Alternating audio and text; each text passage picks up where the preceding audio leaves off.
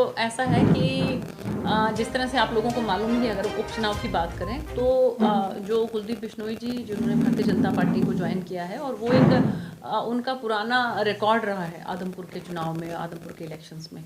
और भारतीय जनता पार्टी का संगठन जो है और भारतीय जनता पार्टी के जो काम है माननीय मुख्यमंत्री श्री मनोहर लाल जी के नेतृत्व में, मुझे लगता है कि इन दोनों का हमें काफ़ी बोनस के तरीके पे ये इसको हम सोच सकते हैं। और मुझे पूरी उम्मीद है कि हमारा जो कैंडिडेट वहाँ से हैं भव्य बिश्नोई, वो वहाँ से जीत दर्ज करेंगे। और बाकी अगर आप देखें तो मुझे लगता है कि वहाँ से और किसी पार्टी से अभी कोई ढंग से कैंडिडेट ही डिसाइड नहीं हो पा रहे हैं और बहुत अच्छे मार्जिन से मुझे लगता है कि वहाँ से हमारा कैंडिडेट जो है वो जीत दर्ज करेगा। ये पहली बार मुझे लगता है कि ऐसा है कि किसी परिवार की पार्टी नहीं है, ये किसी परिवार का राज नहीं है, कोई क्षेत्रवाद का राज नहीं है और कोई जातिवाद का राज नहीं है।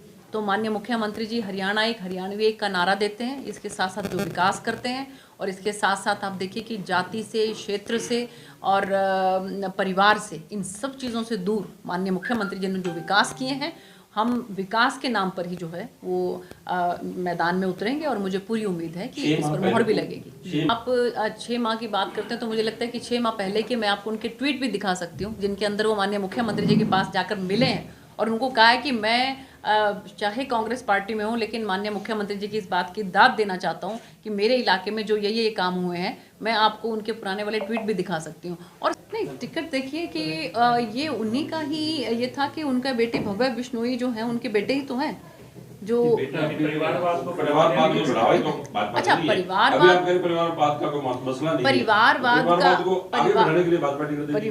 की अगर मैं बात करूं, परिवारवाद का मतलब ये होता है कि आप जो है कि पूरा का पूरा संगठन की बात करें तो संगठन आपके हाथ में हो, पूरे के पूरे सरकार की बात करें तो सरकार आपके हाथ में हो। अब राज्यसभा की बात करें तो एक परिवार का सदस्य आपका राज्यसभा है, एक परिवार का सदस्य आपका लोकसभा है, प्रदेश अध्यक्ष भी आप अपने पास रखना चाहते हैं, तो ये परिवारवाद होता है। अभी फिलहाल में उनके परिवार में अगर हम बात करें तो सिर्फ एक सदस्य को अगर वो टिकट के लिए कह रहे हैं तो इसको हम परिवारवाद कैसे कह सकते हैं? वो तो खुद हाशिए पे चलेगी।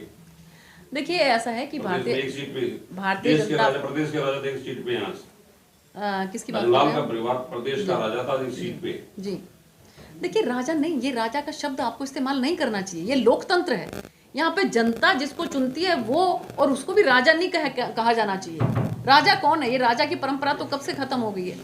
लोकतंत्र है, लोकतंत्र में जनता जिसको ये मानती है कि ये इंसान हमारी बात को ठीक तरीके से विधानसभा में रख सकता है, हमारी बात को ठीक तरीके से लोकसभा में रख सकता है, उसको चुनती है और वो उन्हीं में से एक होता है। आप ये शब्द तो इस्तेमाल ही ना करें आगे से। मैं चाहती हूँ कि आप ये राजा शब्द को इस्तेमाल ना करें। लोगों के मन में बहुत एक अलग तरह की बड़ी गलत भावना आती है कि राजा कहाँ, राजा कोई राजा वाली बात नहीं है। राजा वो है जिसको जनता चुनती है। फिलहाल राजा वही है सत्ता में, आप मान के चले कि मनोहर लाल जी राजा वो है, राजा, बल्कि राजा, पहली बात राजा शब्द ही इस्तेमाल नहीं होना चाहिए। राजा कोई भी नहीं है, जनता जिसको चुनती है वो उनका प्रतिनिधित्व करते हैं, अलग अलग प्लेटफॉर्म पे वो उनका प्रतिनिधित्व करते हैं। और इसलिए जब जनता को लगता है कि ये हमारी बात को ठीक तरीके से, वो जो हमको इससे उम्मीद थी, उन उम्मीदों पे खरा नहीं उतरता तो एक मिनट में पटकनी दे देती है जनता।